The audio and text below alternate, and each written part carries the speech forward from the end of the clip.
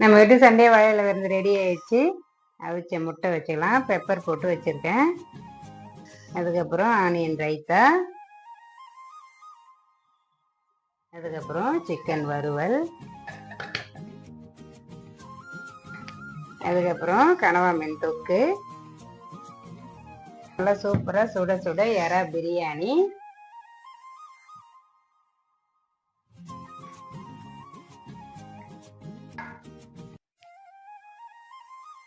அதுக்கப்புறம் white rice கொஞ்சம் வச்சுக்கலாம்.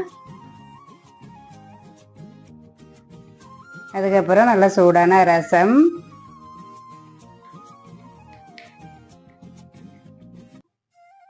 சாப்பிட்டதுக்கப்புறம் குடிக்கிறதுக்கு லெமன் ஜூஸ் ஊற்றிக்கலாம். அதுக்கப்புறம் நம்ம வீட்டிலே மரத்துலேயே காய்ச்ச கொய்யா பழங்க, அதையும் வச்சுக்கிறேன். சூப்பராக நம்ம வீட்டு சண்டே வாழை வந்து ரெடி ஆயிடுச்சு. பாய்.